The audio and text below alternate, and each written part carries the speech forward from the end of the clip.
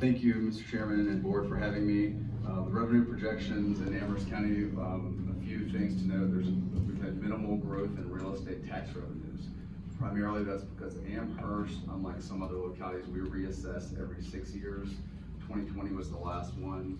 You can understand as we've had this real estate boom. Used vehicle values are still somewhat inflated. So when we're looking at used vehicle values, they're still somewhat inflated. Due to inflated values, an 80% ratio for the values is what we've used in the past, and it's also what we've proposed in this budget. So we're keeping it the same as part of this proposed budget. It's anticipated that values will reach a new normal in 2024. Looking at revenues, our revenues have increased to $56,157,000 again, but in rough numbers, real and property taxes make up obviously the lion's share of our revenues at $31 million. This pie chart will give you just kind of a general glimpse of what it looks like. So our revenues, our largest is 29% of real estate, 27% personal property, and then the next largest personal property tax rebate. As I mentioned earlier, in FY 2023, we did a 20% tax reduction. And so just so you know, a 1%, just 1% reduction is $118,000 of tax revenue. So when we did a 20%, it was a 2.3 return to the citizens, and that's only for vehicles and motorcycles.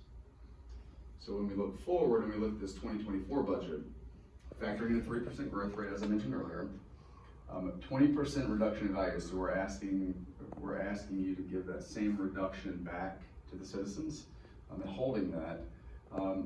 It's changed a bit this year. So now 1% of additional tax rebate is $137,000. Okay, so that's gone up, and that totals $2.7 million would be returned to the citizens.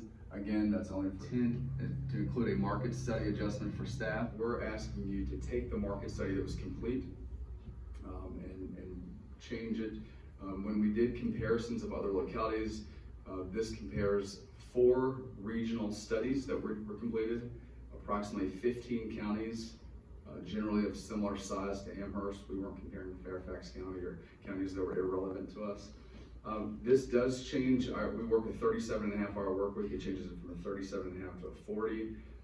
In our studies, we learned that most localities do a 40-hour work week, and so our market study adjustment is based on that. So it would again go from a 37.5. We get an hour. This budget also does not raise any taxes.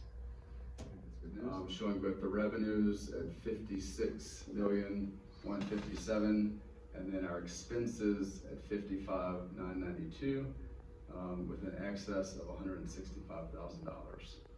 29% is spent on education, 24% on public safety. Those are clearly our 2 largest of where our funds go in Amherst. So these are significant items that are in the operating budget. We are anticipating the jail and juvenile detention increase of about $250,000, factored in a fuel inflation cost of also $250,000.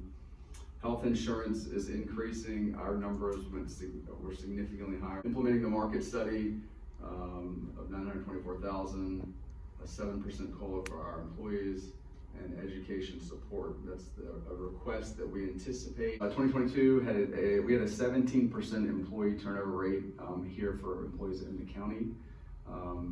Generally speaking, anything over 15% is considered high.